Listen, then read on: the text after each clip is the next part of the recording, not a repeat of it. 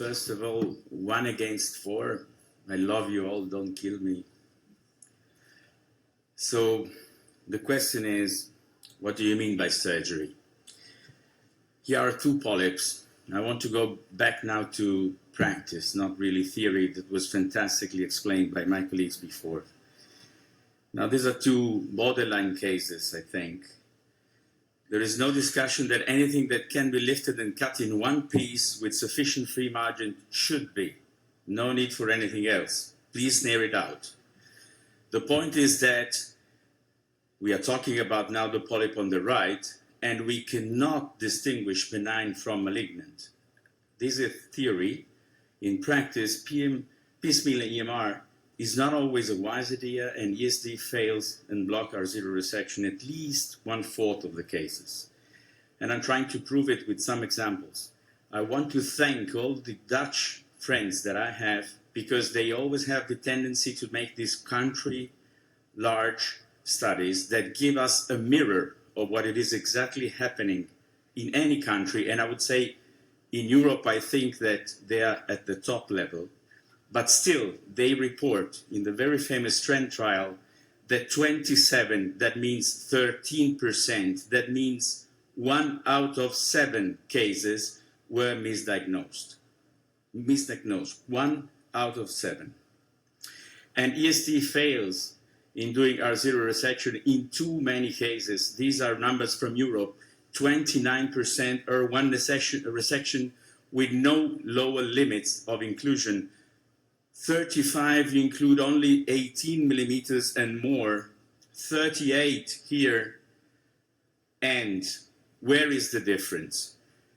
Yutaka is a very good friend of mine, but when he reported his fantastic paper, 1,111 lesions that we all know, that we all studied, what he did, they included all 10 centers included cases as low, as little as 3 millimeters, as you see in the lower row. Obviously, they had a 93% overall R0 resection rate. Obviously. So it is fundamental to put into the right context the problem. And let's distinguish colon from rectum, please. In the colon, you have EMR, you have ESD, and you have surgery, colectomy, that you could do by laparoscopy or by open resection. And there is no discussion that endoscopy has a big advantage towards compared to surgery. So the algorithm should be that the polyp should definitely be treated by EMR, in my opinion, because the salvage surgery consists of colectomy, which is something we can still handle.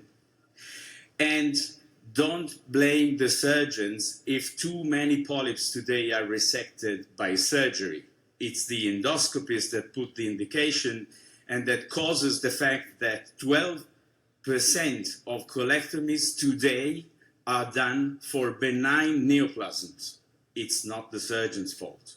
Send these patients to more expert endoscopists, please. Focus now on the rectum. If you fail to do a good resection, it's your fault, not necessarily the polyp fault. It's your fault, and this can cause disaster, devastating subsequent need of radical surgery. In other words, handicapped people or stoma patients. And there is no discussion that ESD causes at least 4 to 5 times more need of radical surgery after local excision compared to transanal surgery. So let's put this in the new context. Rectum, EMR, ESD, radical surgery, but in between you have transanal endoscopic microsurgery in the different fashions that you like.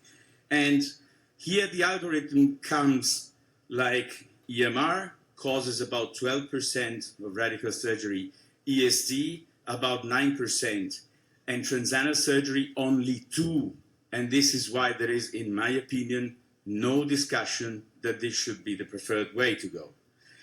Now you may argue, is it sufficiently minimal invasive or is it an overtreatment? Well, this is the answer.